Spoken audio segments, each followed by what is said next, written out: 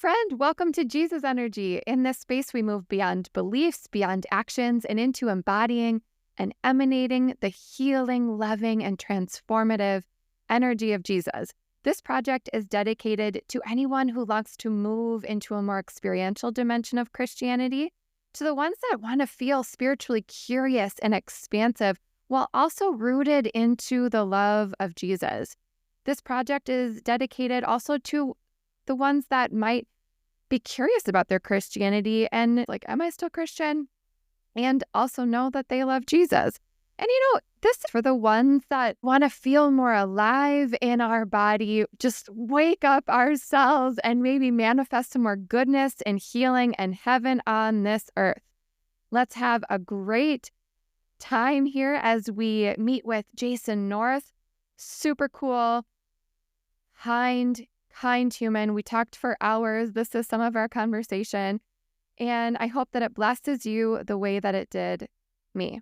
Let's do it. Welcome to Jesus Energy. I have Jason North here with me. I'm so excited and glad to be together. Jason is the founder of the Wisdom Foundation. After being raised in a family of pastors, having an awakening experience at 23, then battling cancer at 31, he has made it his mission to learn true spiritual wisdom beyond religion. And I just have to say, from the moment that I saw Jason's work online, I felt like I just want to talk to him. I just want to talk to you. Like, you just really resonated with my heart and just exude this kind happiness and light way about you. And so thank you so much for being here. Yeah, absolutely. Thank you for the kind words. I'm really excited to talk to you. It's already, or like you said, we already had a great conversation leading up to this, so it's been fun to connect, and I'm looking forward to chatting.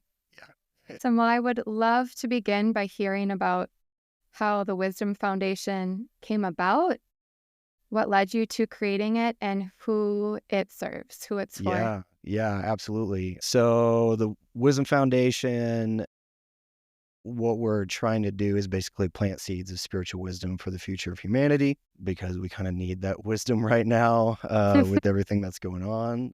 Obviously, there's a lot of conflicts and things like climate change and all these things and religious conflicts and all that stuff. So that's kind of our mission, just to kind of plant seeds of peace and joy and love and wisdom for the future of humanity. So we're still pretty small. We just started like a year ago or something like that. So slowly and surely gaining momentum. But yeah, so how it started, like you mentioned, I kind of had this awakening or quote unquote salvation experience, a come to Jesus moment, if you want to call it that, at 23.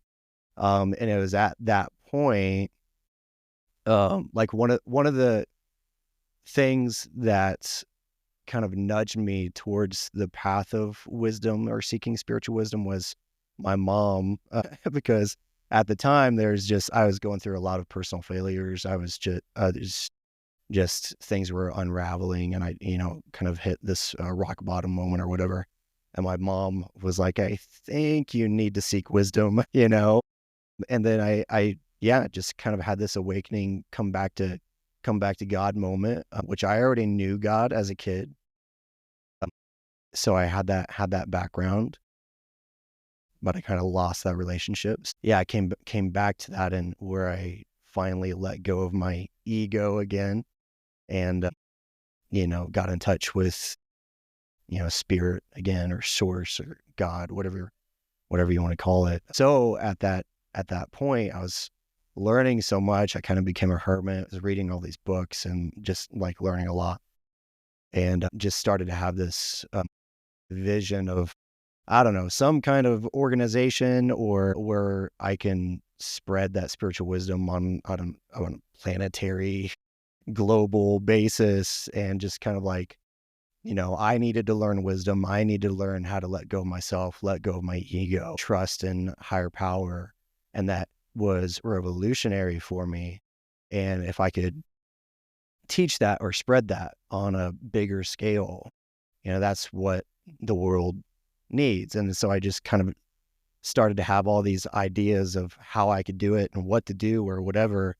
And, it only took like 13, 14 years for me to finally figure out, okay, this is what we're going to do. This is how I'm going to do it.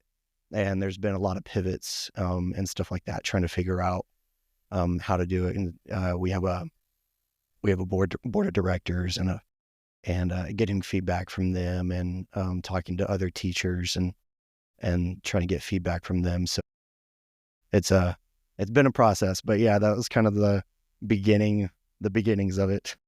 Origin Yes, story, I guess. I love it. So you mentioned awakening and enlightenment. Like, how would you define those words? What does that look like and feel like? And do you Yeah. feel like, was it one moment for you, or has it been many small moments, maybe both? Yes to both. Okay. Yeah. That moment at 23, like 15 years ago, was a big one for me. That was a dramatic kind of awakening salvation experience.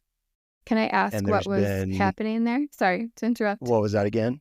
Can I ask what was happening in that moment? Uh, Yeah. So I think there's a lot happening in that moment. So kind of, I think the main part of it was just finally recognizing and starting to observe who I really am and observe what's really happening in my life. Finally starting to notice the things of my ego, noticing my own resentments and stresses and jealousies and insecurities and toxic traits, even just noticing all this stuff. I'm like, oh, this is what I've been doing, and these are the results that I'm getting in my life because of the state of my heart, because of the state of my mind and my spirit. And I finally felt like God or the Tao or source or whatever was like uh, starting to shine a light on those things. And I was starting to notice those things. And I remember one thing that God kind of showed me was like, I have supplanted you as the primary power in your life. Because I think before that point, it was me. I was the primary, I was just ego driven, self centered. And I finally, once I retouched or reconnected with Source, it was like, okay, I felt like Source has replaced me as the highest power in my life, if that makes sense. Um, so yeah, that was kind of the main stuff that was happening, I Yeah. think. Yeah. Thank you. So, how would you say that your idea of God has grown over the years? And has anything remained the same? Yeah. Yeah. And I'd be interested to hear what your journey on that has been too. But I think for me, I knew God as a kid, and I only knew him or her or it as love, joy, and peace and wisdom. That was my relationship with God as a kid, and that was it. Uh, so that that part hasn't really changed, and so I think that's part of my struggle with religion over the years is like, well, the things that are being taught in Christianity about God is not really lining up with what I know about God. So yeah, so that just kind of led to a lot of study and questioning, and then kind of leading to an almost atheistic bent of well, I don't know if this higher power that I experience is a God at all or a higher intelligence. So I did have that season in my life where that was pretty much it. I think I'm pretty much an atheist. And so and yeah, so now that's kind of changed to where my concept of God is still just love, joy, and peace. Those are the fruits of the spirit: love, joy, peace, kindness, good. God is love. If you do not have love, you are nothing. These are all scriptural New Testament scriptures. So now I kind of have a concept of God where it's more of like a Taoism concept of God, where I don't think I don't think it's a dude in the sky that's kind of managing everything or controlling everything. Because then that kind of gets into the problem of evil. If there's all-knowing, all-powerful being in the universe, and why is there evil and on the earth? And that whole philosophical discussion, Sure. Right. and Yeah. how many times family and friends have prayed for people to be healed from cancer or whatever, and that doesn't happen. Sometimes it does. So all those questions. So that's why I now believe that there's an energy to the universe, and a possibly conscious, intelligent energy to the universe, and that's how Taoism kind of describes it. And it is organizing. And it loves, and it seeks out vessels, or empty vessels, if you want to call it that, to Wow. and all that stuff. But it's just an energy. I kind of think of it as unbiased, and And yeah, I thank you for saying that about the Tao. I've not heard that. I'm curious now to hear mm, more. yeah. I mean, if somebody wants to learn more, there's a book called the Tao Te Ching. It's a classic. It's very small. It's easy to read, but it kind of goes into that. And it's kind of similar to the Buddhist concept of like source. They don't talk about God a lot, but they do actually talk about God. Like if you're familiar with Buddhist teacher, I believe he's in the Zen tradition, Thich Nhat Hanh. Mm-hmm. He's a Yep. Vietnamese monk. Yeah, he talks about God a lot. He has a book called Living Buddha, Living Christ. Yeah. Yeah.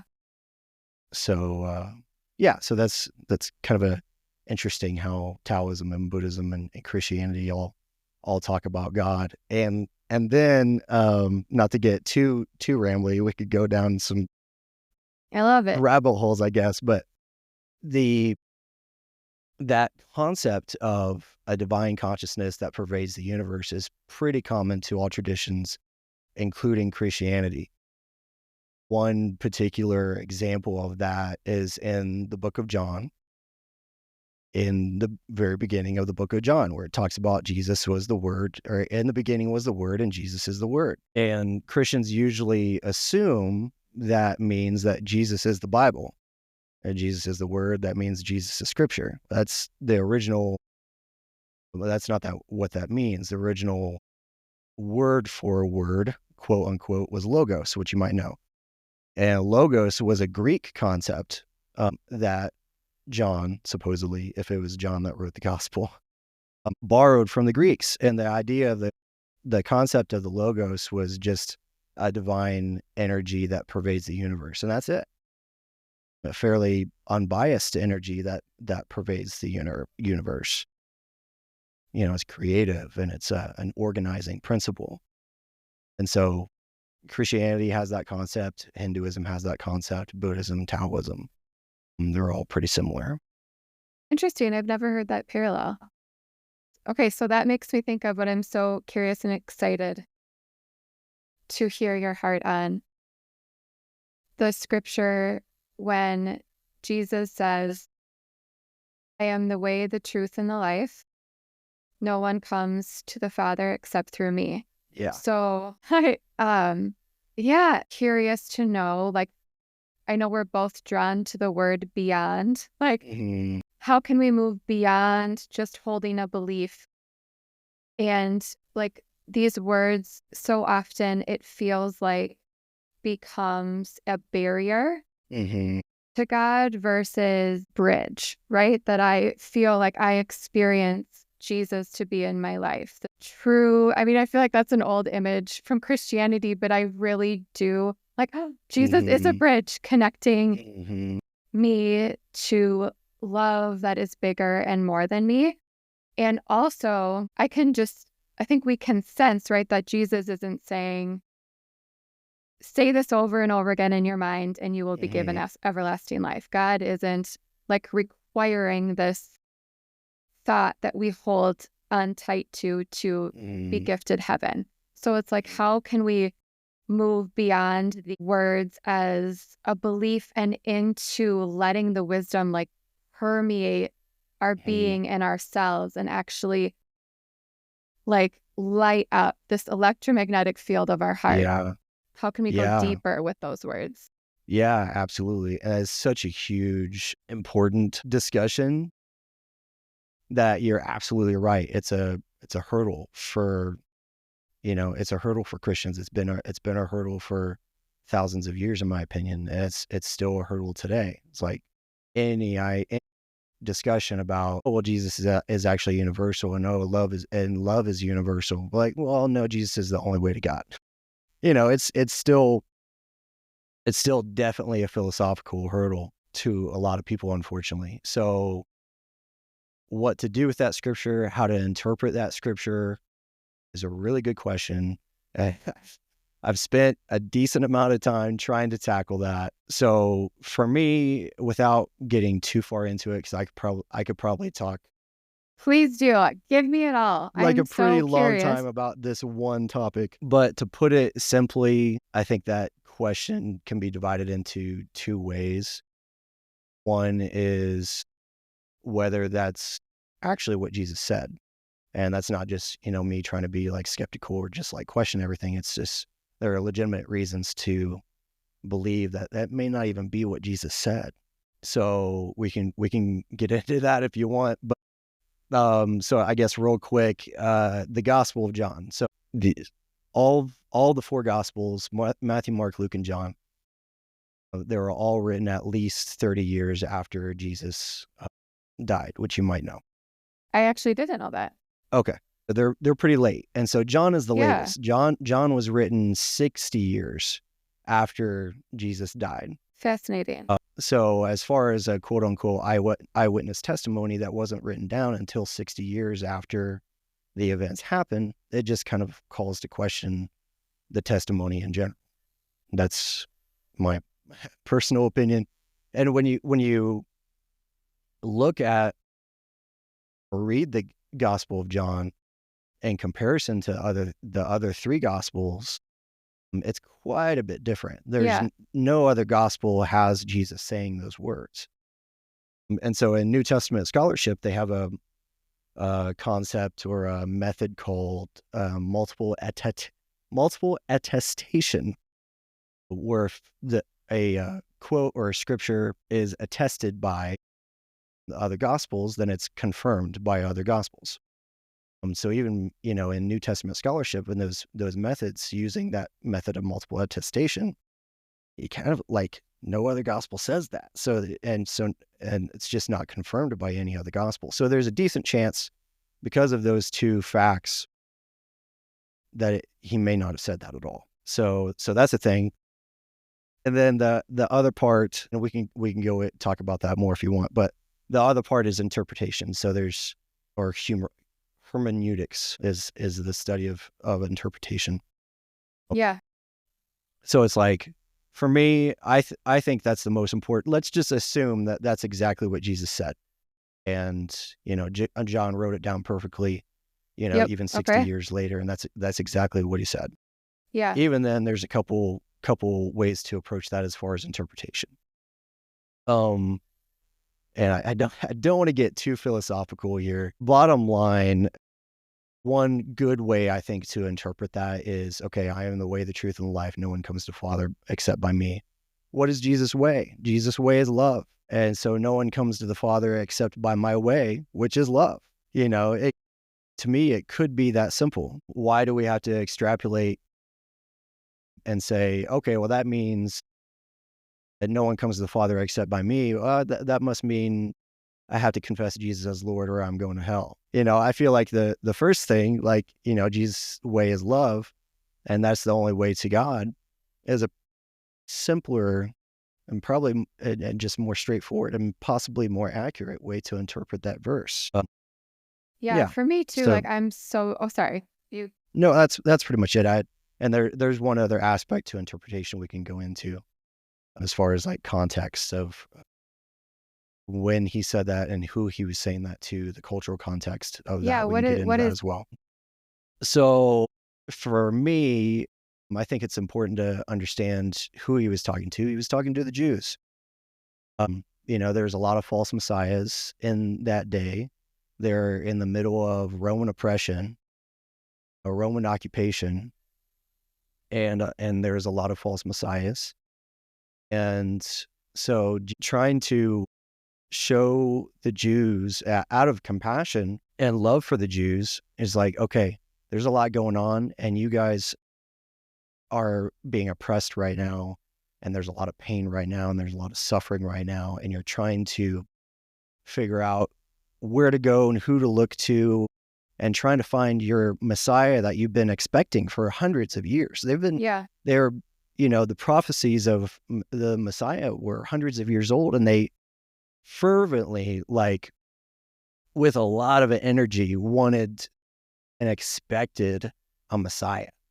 And especially at that point in history, they really needed a Messiah because they're, struggling so much. Yeah. Yeah. So and how I were think false that's, messiahs showing up in that time? mhm. I don't even know. Like, what were just people proclaiming? Yeah. Yeah. And I say a lot, but I think there's, as far as like historical basis, I think there's maybe like 5 or 10 that were actually recorded, and maybe there are more, but yeah. So, but yeah, the Jews were expecting Messiah, and there were people saying that they were the Messiah and they weren't. So I think in that context, Jesus saying, I am the way and the truth of the life that you need right now, Yeah. that's exactly what they needed to hear. And I think to extrapolate that, 1,000 or 2,000 years ago in a Western context, and saying that what he said, Jesus is the only way even for us right now in this cultural context. I'm not sure if that's what he was saying. So, but I still like that the other part of the interpretation where it's like, well, in the end, Jesus' way was love. And we do still need that, every one of us. So, Wow. Wow. Wow. Yeah. That is like, what if it's that simple?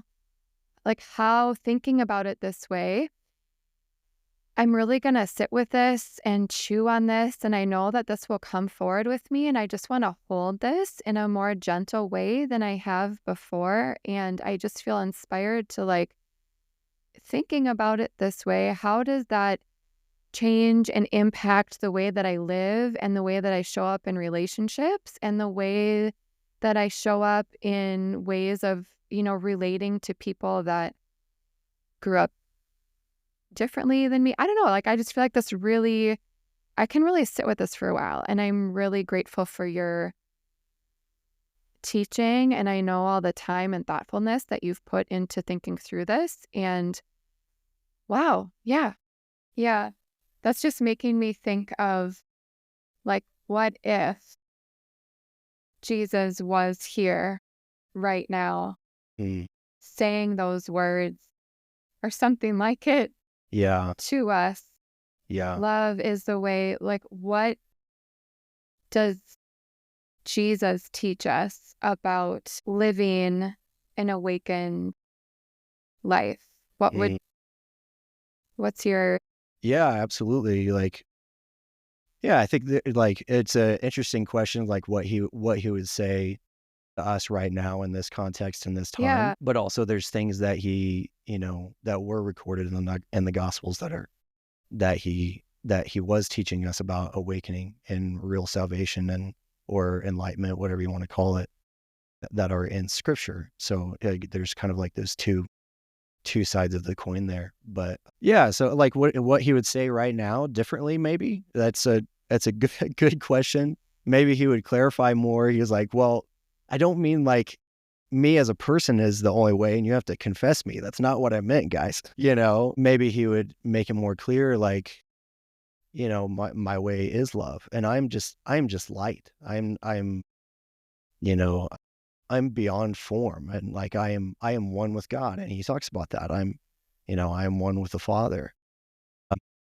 So I think even his self-concept was beyond just as a person. You know, he was the formless Christ, or the universal Christ, like Richard Rohr talks about, or whatever. So maybe he would make that more clear. It's like, I'm just love and light and peace and the fruits of the Spirit, love, joy, peace, kindness, and goodness. That is all I am. Like, don't look at me as a person necessarily. Just look at who I am underneath, if that makes sense, or the energy that I am. I love that you talk about Jesus energy. But yeah, maybe he would clarify that. So I would love to hear more like what you're up to right now and what your adventures are.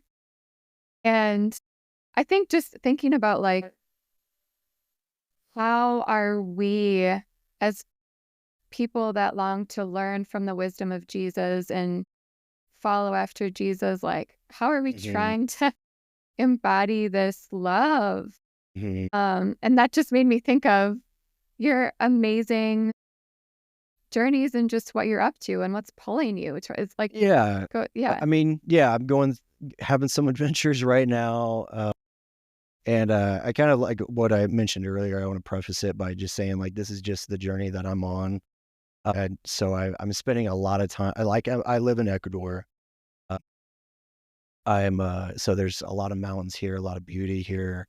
The Galapagos Islands are here. The Amazon is here. Like, so I'm experiencing all these things. And there's a lot of amazing local spiritual traditions, or shamanism, if you want to call it that. Yeah, where they just, so I go through a lot of these, been going through a lot of these ceremonies lately. And a lot of it is just a unique and beautiful way of connecting to nature, connecting to the energy of all things, connecting to the energy of people, developing greater compassion and love for people, greater sense of self-awareness, expanding your connection to God. And they do talk about God still, God, great spirit. They recognize that you can't put God in a box. So yeah, it's been a beautiful thing, and it's just an incredible grounding, releasing of those energies that might be holding you back. Can I ask if you're comfortable, like what you felt released from? Yeah. Yeah, I think there's a few aspects to it. One was a certain amount of generational trauma. And I don't want to get too far into it out of respect for my family. But yeah, so I come from a family of pastors. My great grandpa, my grandpa, several uncles, and my dad were all pastors. But in that, we have a lot of shit, that we've had to heal from, and that I've had to heal from, and people in my family have had to heal from. And everybody's just doing the best they can. And I don't blame anybody. I don't resent anybody. I believe that every generation just tries to do better than the previous generation, and I'm just trying to do better and heal, and stuff like that. And yeah, so there's just kind of like coming to grips with, okay, I healed from a lot of this stuff, but there's still some more to heal from, for sure. Yeah, and then like the whole cancer thing. I was diagnosed with cancer at 31, so that was 6 years ago. And just kind of recognizing um, different anxieties and fears and stresses, insecurities that have that were likely at least partially a cause of the cancer. So I know you had mentioned exploring some things in the health and nutrition and that sort of thing. So that would be an interesting conversation. But for me, I just realized and learned, like, it just caused me at the time, and just caused me to study so much about, causes of cancer, causes of Yeah, disease. yeah. And, come to find out, it's like, oh, well, it's kind of a spiritual, like, disease is a spiritual thing. And, negative emotions, undealt with emotions, undealt with trauma, undealt with resentment, even just general stress. Stress is a scientifically known cause of cancer and all kinds of diseases. So just recognizing that. And so just kind of realizing, maybe different stresses and anxieties and insecurities that I still carry with me, that I have healed from a lot, but still, not completely there, and that's okay.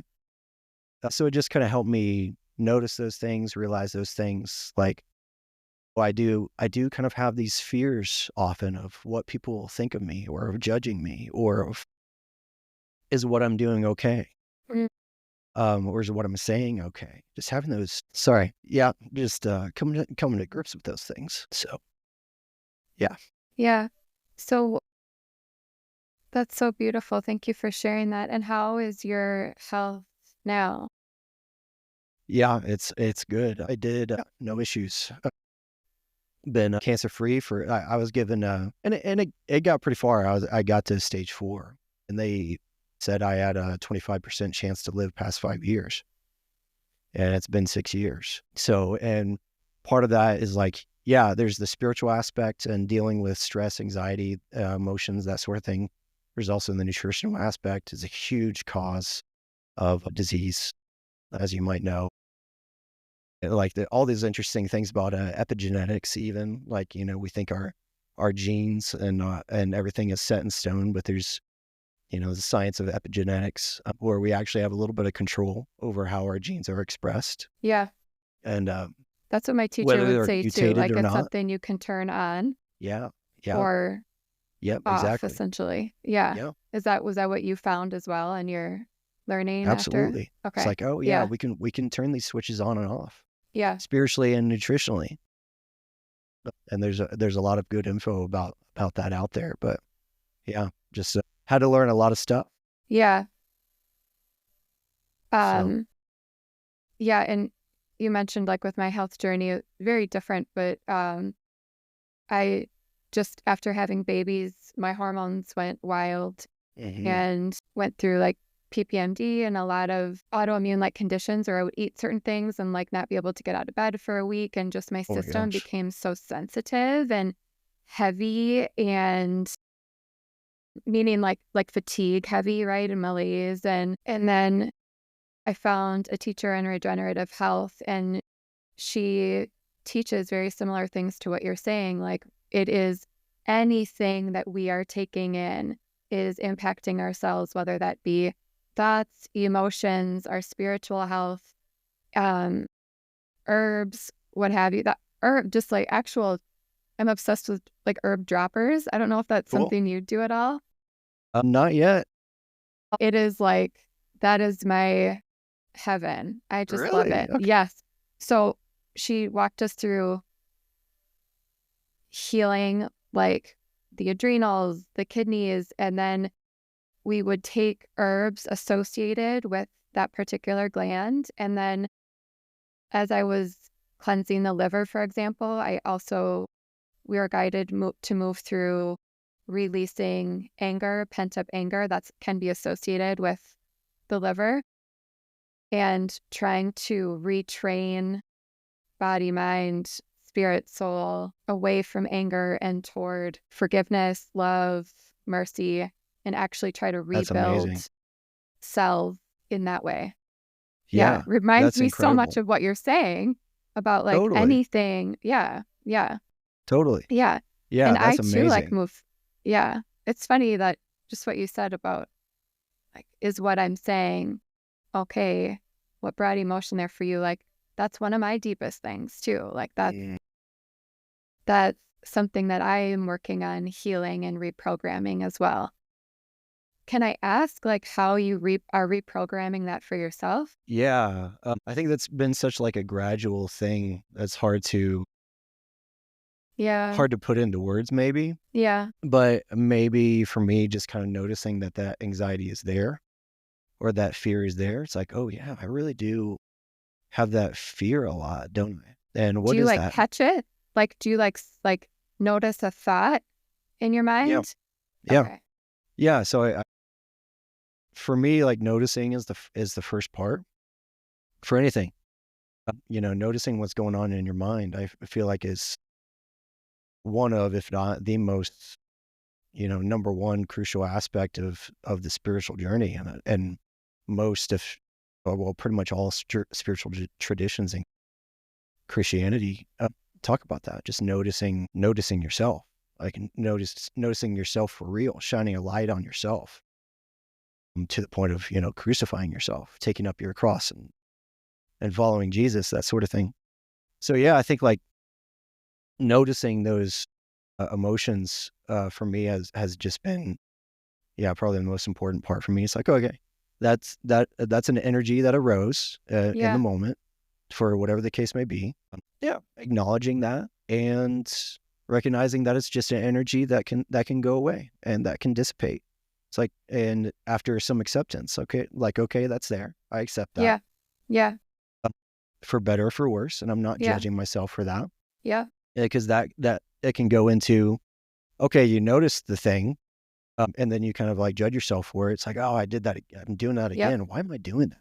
Right. Right. That's not a healthy way to do it either. So noticing it, accepting it, for me, it's been really, I've been learning how to ground my emotions. They say like emotions are stored in the hips, and that book, Yeah. the body keeps score, and Right. all that stuff. And so I've been learning over the past several years just to work with my own energy, with my own energies. It's like, okay, if that anxiety or fear arises, what do I do with that? Yep. Practice some diaphragmatic breathing, ground it through my feet. Like I kind of feel it in my root chakra. Yeah. Yeah. Yeah. And just you kind of start to notice that energy, and like, Yeah. and if you don't notice it, you, at some point, it just kind of stays there. Yeah. If you don't deal with it. So you kind of maybe stretch or do some, stretches and core work and breathing, and ground it Yes. through your feet, ground it through your hips. And if for some reason, as I'm talking about it, it like sounds weird coming out of my mouth, And it's so real and cool. but And I mean, there's yeah. some decent science to it. So Do yeah. you feel it as like a movement? Like when you say grounding, do you feel that as like energy moving back and forth, or like a strength, like a weight, or like what Yeah. does that feel like for you? I think both. Yeah, it's Okay. definitely an energy moving around. Like for me, whenever anxiety or fear or whatever arises, I can feel it in my core. Like I can feel it in my hips or root chakra, in my core or whatever. Um, The anxiety you can? uh-huh. Or That's sometimes I feel it in interesting. my chest. So a lot, Yeah. like you're doing right Yeah. now. Yeah. Like I I do. I put get it my, more up here. yeah, I get it in both areas. So it depends. But I put my heart over my chest and do kind of these heart meditations often. Do you know, what's his name? Pedro Pascal. That's that actor. Uh, he was in, I feel like it's what's right that? there, but I can't quite. That big show, the popular show, Last of Us. He was in Last of Us. He was in Game of Thrones. Like he was in a bunch of stuff. But you'll Okay. I'll notice have to go he does Google. that too. Whenever he's doing on the red carpet or whatever, he'll like hold his hand over his chest all the time. He's like, "Oh, that's where my anxiety goes." So I think that's cool. Even like celebrities are kind of learning these practices.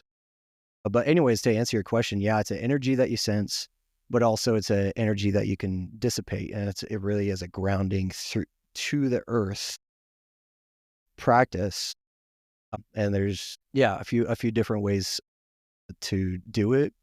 In energy medicine, there's an actual visualization. You visualize the energy just shooting straight from your hips and your core or heart directly to the earth, through the feet and to the earth. And it sounds like a weird esoteric thing, It's like but my you're love language. It is. perfect, Yeah. perfect. Well, yeah, it's like, what's that phrase? Energy goes where your attention, Yeah. energy flows where the attention goes. Yes. Your mind really does So you like direct watch it and energy. visualize it. If I have like anxiety in my chest or yours, or sometimes chest or your hips, you use your attention to watch it shoot into the ground. Yeah, yeah. They say Yeah. like you kind of imagine a string or a line going from your spine directly to the earth, and it kind of serves as a dissipation of the Yeah. energy or a channel, and goes to the earth. Yeah, and that's partially why like grounding or earthing is so powerful too, in my opinion. If you're are you familiar with that practice? Uh, I don't do it just like enough. yeah, Yeah. so just like going barefoot and getting Yeah. your feet on the ground. I don't like dirt. I love it for what it brings, but I don't like getting Yeah, maybe dirty. some lush Yeah, grass without much dirt or yeah, mud, yeah, which yeah. works too. But yeah, there's some decent science around that too. Uh, so yeah, there's that. Heart meditation for anxiety is important. I feel like there's something else that was kind of rolling around in the back of my mind, but yeah, those are some good practices for sure. So have you studied energy medicine? hmm Yeah, yeah. I read several books about it. That's one thing I started to reach out to a. I really wanted to find a local healer, like a Reiki healer or a Yeah, shaman healer, yeah, that could yeah, teach me about these things and really yeah, deep in those things because I would really like to help people in a more in a deeper way on a one-on-one level yeah, or in a group level that I haven't really stepped into yet yeah, that I'd like to. You know, I already know some practices and some things that can help people, but I'd really like to learn how to transfer that energy to others, that healing energy to others. 'Cause I learned how to work with my own energy, but doing it for others is kind of a different deal. So, anyways, I've studied a lot on energy medicine. I've hooked up with a local Reiki shaman healer, and she's going to start teaching me some things. But yeah, that's I know a few amazing. things. Yeah. Receiving energy healing is one of my favorite things in the world. Perfect, perfect. So maybe then you can Yeah, teach so me. you've kind of like studied up on it and read up on it and stuff like that. I just have a couple energy healers that I go to, and that is one of the deepest, profound ways that I have noticed myself like releasing blockages or things, Yeah. like when I just can't quite figure out what's going on, like why I can't have a Mhm. spiritual breakthrough or forgive or let something go. That's beautiful. Very cool. Yeah. Yeah, that's kind of on the docket for me. I've yet to do like a full like Reiki healing session. Apparently this uh, this healer her sessions are like 3 hours long, which maybe Wow. is normal. Or 2 or 3 hours, I don't know. I've done like Maybe 90 that doesn't minutes. matter how long Yeah. it is. I don't Yeah. know. Yeah. Uh, But anyways, so I've yet to have like the real energy healing session experience, which I'm looking forward to it. I've had some things like that, but yeah, looking forward to. So yeah, good for you. Yeah. Yeah, that's cool. But Yeah. yeah, so So, yeah, yeah, go go ahead. ahead. Oh, I was just like, just finished a book. I think it's just called Energy Medicine by Jill Blakewell, something like that. Yeah. Which is really good. I like read up on Qigong and Tai Chi and like all that stuff. So, and then like the whole like chakra healing stuff. So yeah, like I said, know It's how to so work with my own powerful. energy, but kind of wanted to help others in that way eventually. That's so beautiful. Yeah. Well, something else I love that I've noticed about your writing and a focus at the Wisdom Foundation is a focus on happiness. Mm, And I think so. I resonate as an Enneagram 4, and I think I can like get, into, I mean, I love being a 4. And also, it can get heavy at mm, times. And mm, even, I don't know, maybe it's just me, but I feel like sometimes with religion, like I just, I crave teachers like Gabby Bernstein and mm, people that really focus in on happiness. Like, I mm. just crave it moving through my veins. So, teach me anything you want on happiness. And why is that important to you? Cool. So first, I'm curious. Remind me again what an Enneagram 4, what their type is all about. Yeah, individualist. And Yeah. so we like to be unique. In my negative, I can get, it's funny. I need to go back and read the form. I'm like trying so hard to break through my identity as a 4 and No. trying to like work against my personality a little bit and growing. So I'm forgetting. But I think like at our healthiest, we can be creative, and in an unhealthy territory, it's like really down and depressed. And please forgive me, like if that's totally wrong, but that's my own experience of it. No, that's interesting. Yeah, I was just curious. I think my sister might be a 4 as well. but I believe I'm a 5, which is like Yeah. Yes. investigatory Yeah. guy person. Yeah, so that's interesting. We could get into that, but so and that actually connects to the conversation on happiness for me. I am by nature so analytical, love finding out the causes of things, the truth of things. I used to and still do to a point love having debates with people. Used to love debating atheists, and then I would debate Christians, and like I've debated people from all, but it's like in that, in my search for wisdom, search for truth or whatever, I've studied a lot of stuff, philosophy, Greek philosophy and Stoicism and like all this stuff just to try to, find good wisdom. And then come to find out, well, it's actually my thinking that's getting in the way a lot of times. It's like, you know, you don't find God by analysis, you find God by letting go, and that is happiness. So I think for me, like learning to, shut off my analytical mind or let go of my analytical mind was the source of real wisdom for me and the source of real happiness for me. Wow. Yeah. So I think like happiness is sometimes kind of maybe what you're alluding to, like sometimes a bad word in Christian circles. Yeah, why is that? Like, what is that? Um, I think that at least for me, how I was raised, happiness implies self-centeredness. Okay. I could be wrong there, but it's like Yeah. you're pursuing happiness, cool, while you're being kind of selfish. That's the kind of mindset that I've had or was raised with. And that can be true to a point, I think. Like Yeah. if you're just, like the whole hedonism thing, if you're just seeking your own pleasure, your own happiness, that can be incredibly selfish, obviously, but also self-destructive. Yeah. So, yeah, I can understand that to a point, Yeah. but there's definitely a healthy happiness, and there's nothing wrong Yes. with happiness. Yes. You know, contentment, gratitude, enthusiasm. Those are all like to me forms of happiness. Yes. Those are incredibly healthy. Yes.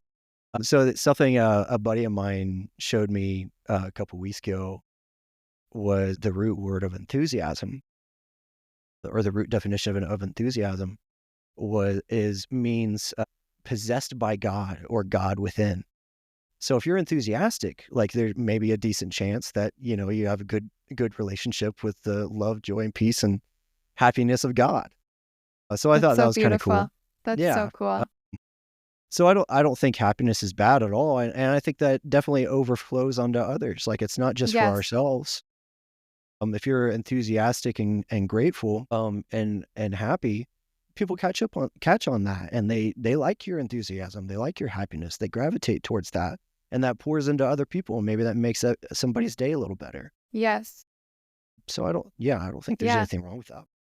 Yeah. It's just before this, I was thinking to myself, what if I just let myself enjoy this conversation? Like, there's nothing more than I love Mm, than talking to someone about God or getting curious about spirituality and getting to know someone's heart.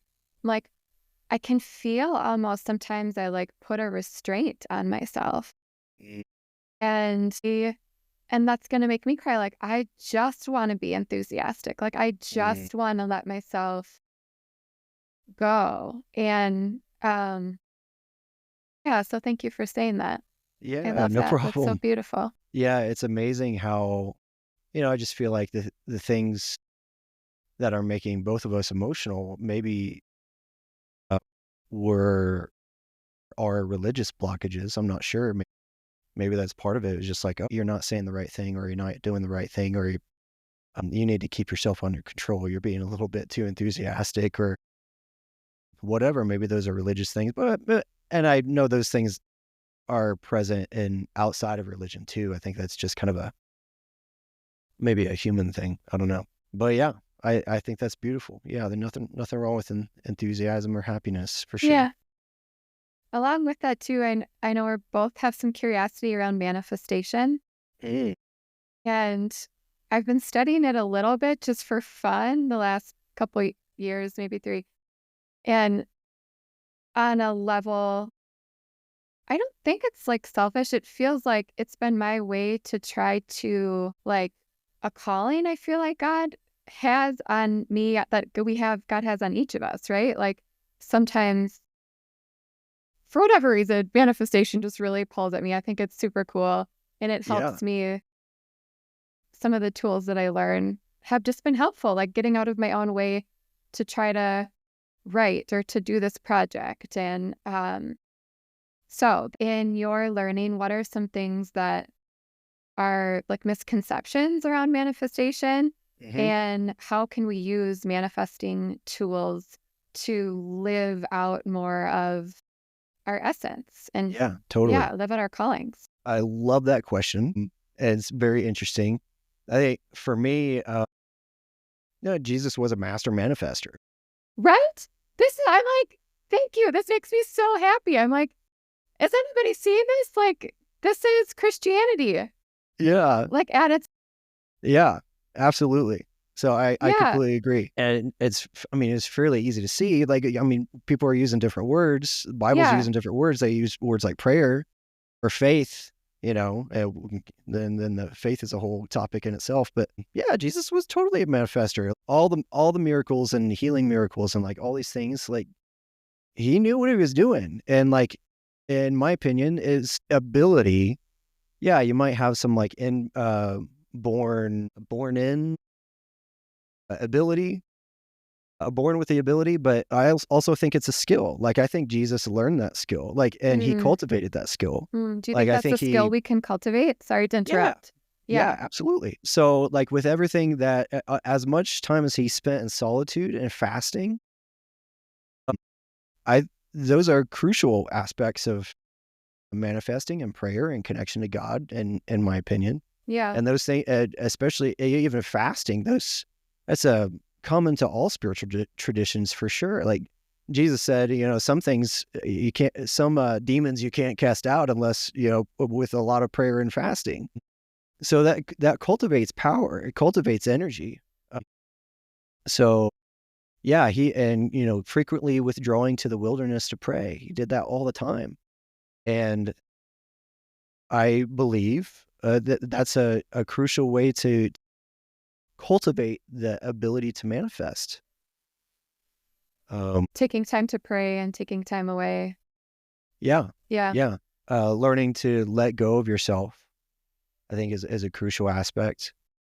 You can't fast for 40 days in the wilderness without really learning how to let go of yourself, yeah, or crucifying yourself, crucifying your ego, yeah. How do or you whatever. differentiate between your ego and self? Or, Uh, yeah, I consider them to be the same thing. And then there's also these interesting parallels. So, in like Christianity versus other spiritual traditions yeah, on like sin, like to me, normal definitions of sin are like jealousy, envy, strife, anger, murder, obviously, stuff like that. yeah, But those are sins of the ego. Those are the yeah, graspings of the ego. So when Christianity uses words like sin, well, that's just sins of the ego. That's just the self. yeah. So personally, I think that's all the same. So when you say let go of yourself, what is left over? Yeah. So what's a couple interesting things there. What's left is just awareness. Like what's left is just consciousness. When you let go of the ego, the lines between yourself and everything else break down completely. And there's some interesting neuroscience behind that. That scientifically or neuroscientifically, that's the commonality of all spiritual traditions or all spiritual experiences, where the separate ego, the sense of a separate self or a separate ego, dissolves completely. And the parts in the brain responsible for our sense of self dissolve and break down. And so what's left is just the divine. What's left is God, and So do higher we like awareness. go to like remember the story of is it Enoch when Uh, Ni- he like you said Nina?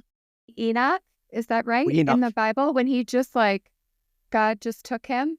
Yeah, Like yeah. I remember reading that and feeling like I hope that can be me.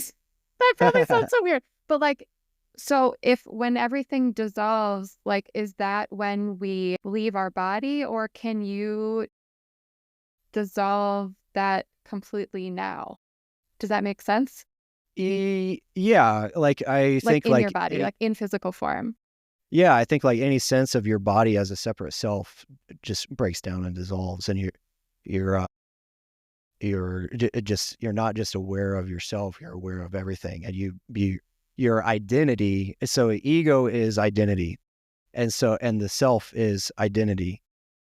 So we identify with our emotions like jealousy, envy, Yeah. strife, anger, whatever. When those things arise, we identify with those things. So that's the ego.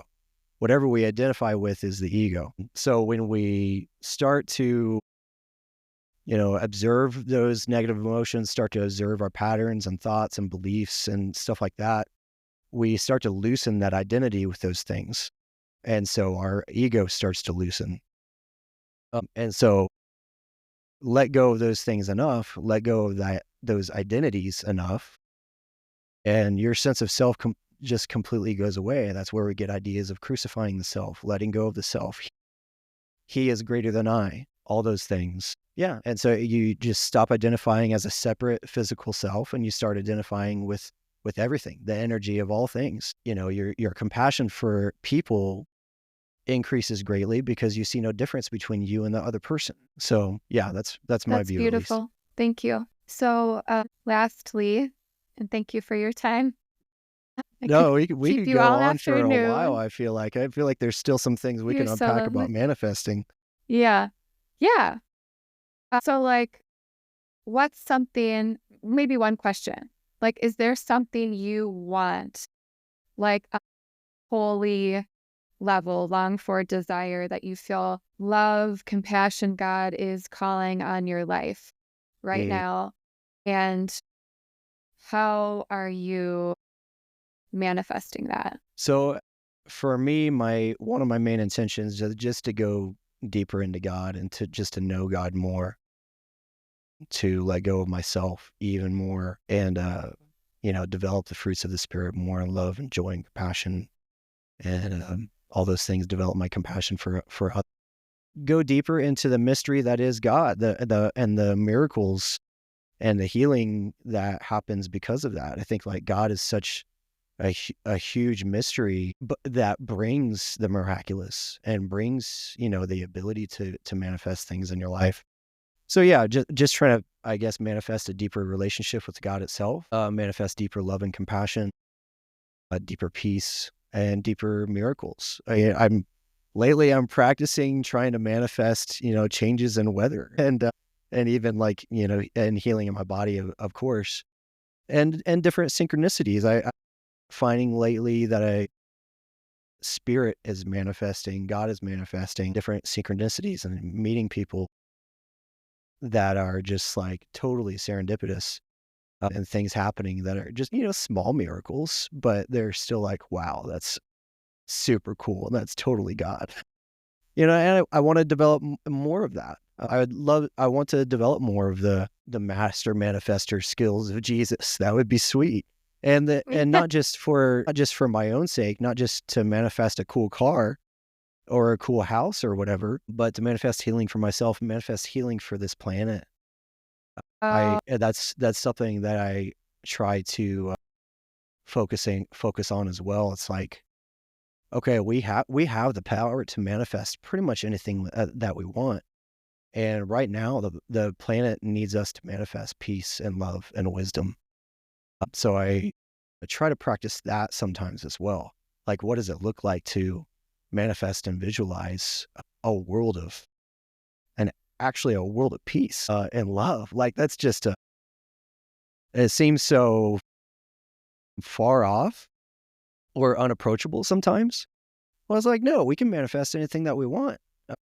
So might as well try. So developing, growing. What about you? I'm curious. It's what kind of things do you? So I know like healing is a big thing for you, and just kind of learning more about really a deeper relationship with the energy of Jesus and that sort of thing, right? I mean, I feel so convicted. I'm like, I'm just trying to finish this book I was writing.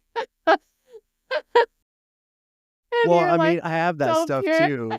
and I have that beautiful. I'm stuff like, too. I have to think about healing the planet more. Relationships is a big thing for me right Mhm. now. Like I'm finding and really wrestling with how I am constantly manifesting. Like it's not something I turn on. It's something like I'm Yeah. constantly giving off an energy or projection, like that my internal world is constantly impacting my external world. And so I think right now I'm just really obsessed with looking at what that movie screen is that I'm Yeah. projecting and like taking it in and like trying to reevaluate it Wow. and figure out like, okay, how is my internal world creating like a weird fight between my husband and I, or like Mm, a weird energy between my kid and myself before school, like something mhm, like that. And like, mhm. what do I do? What can I do to shift that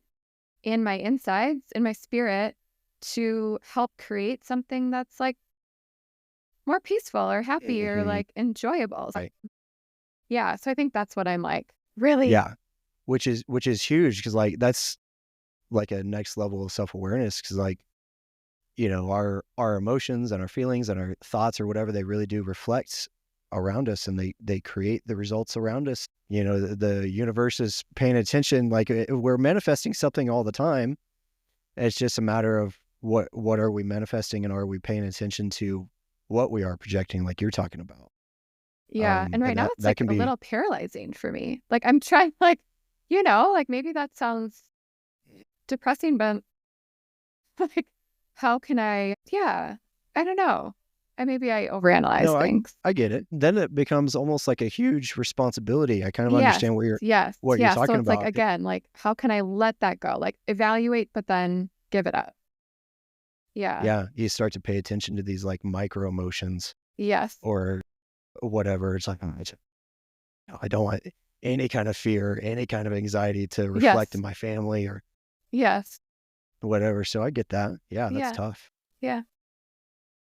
Well, I so value and appreciate your time and your heart. And part of my intention for creating this space is that it can be a space for people that are spiritually curious and also love Jesus or think Jesus is neat. Hmm. People that are trying to figure out if they are still Christian, or for people that do resonate with being Christian and sense there's something deeper, another level, and want to move into that. And so, with that said, may I may I ask you? And I didn't ask you this earlier. Can I ask you, like, would you call yourself Christian? Like, how do you resonate with Christianity? How has that relationship or that journey been for you?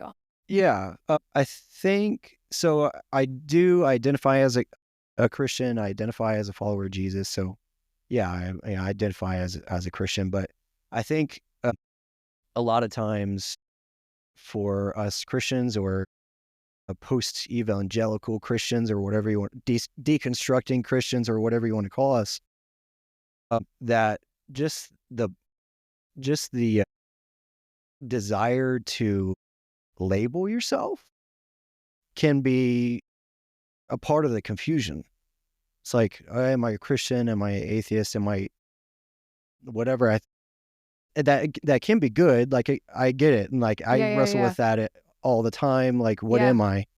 But also, I think that at some point it's just like, okay, well, let go of the trying to label things and just be with God.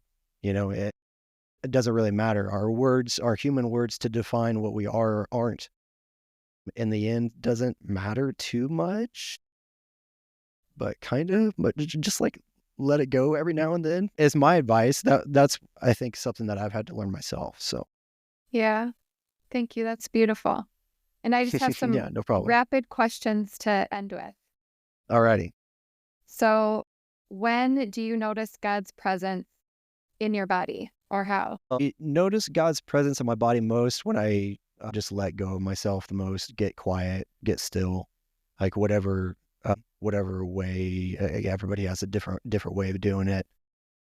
I It doesn't have to be super complicated, but I love listening to like singing bowl music on Spotify. If you're familiar What's with like singing that? bowls, it's those like Tibetan singing bowls in like yeah, Yeah. and it's just like such a beautiful like effect on your mind, and there's some decent science behind that. But I love listening to singing bowls and just like basic meditate, just like letting go of yourself and just enjoying God.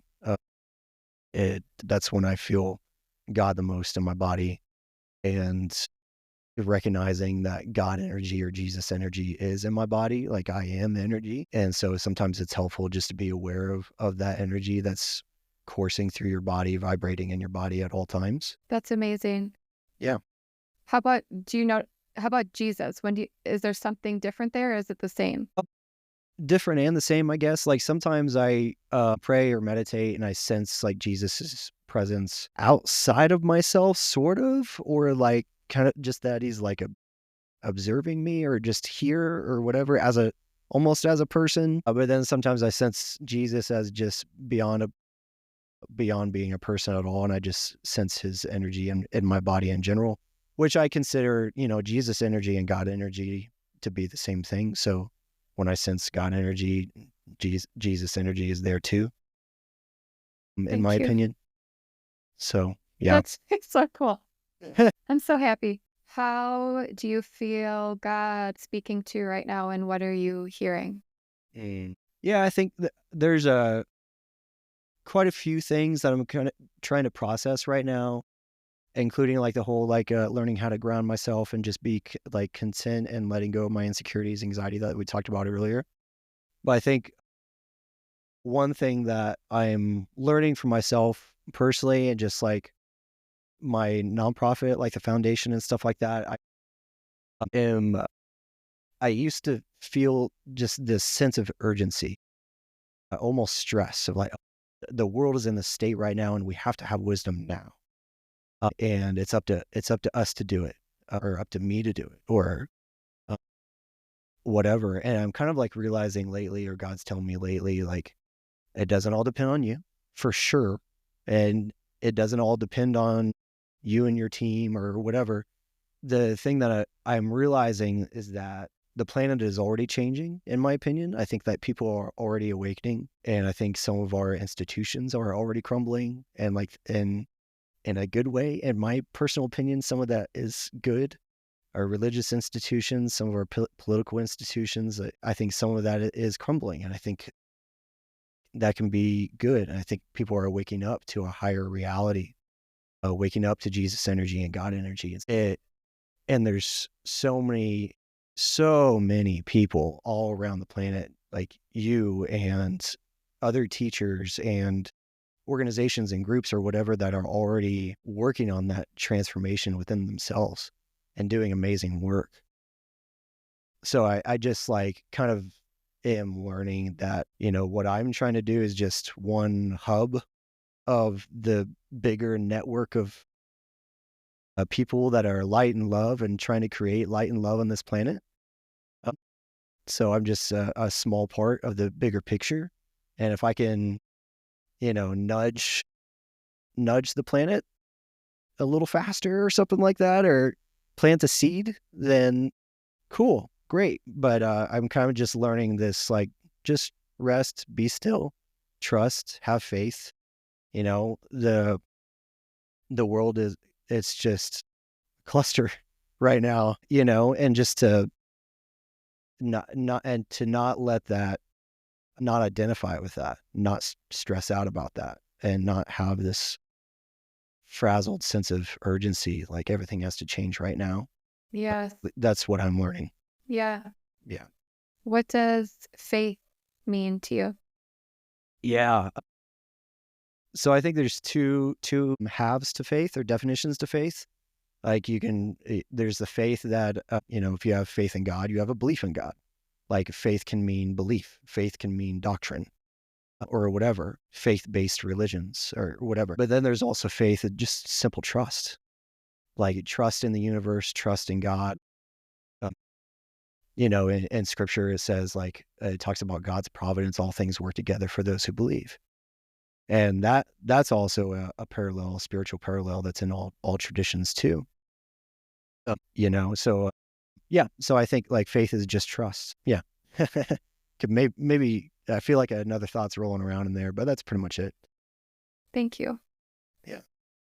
That brings me to my last question. And I hope that on every episode we can offer an invitation to healing. Anything, from like a small mindset shift or a simple practice to weave into our week. Is there anything that healing practice that you would like to invite us to? Yeah. There's maybe a few that would be helpful or could be helpful and that have been helpful for me. So I'm not sure if I should share a few or just share one, but I guess real quick, like circling back to one that we mentioned earlier, like, in all of our studying and trying to find out, the truth about God, Jesus, and the Bible, to, like I said earlier, just let go of those concepts every now and then, and just be with God. I think that's something that could be helpful to a lot of Christians nowadays. Like, it's a confusing journey. It's a really hard journey, and to let go of that confusion for a little bit, 5 or 10 minutes every day, and just let go of the analyzing and the studying and the questioning and all that stuff, and just be with the God that we all know, and with the love that we all, and peace that we all know. So I think that could be helpful. Yeah. Getting out in nature at all costs, that is helpful. Yeah. Maybe that's pretty much it. Maybe that's the biggest stunning. stuff. I was like imagining myself trying to let go and just hold on to God as you were saying that. So thank you for that. That just like goosebumps Totally. everywhere. So And how it's can kind of we? like what Yeah. God said in the Old Testament. He's like, I am that I am. And, I love that, because I feel like that's just, it's beyond concepts. It's the peace that surpasses all understanding, which scripture talks about too.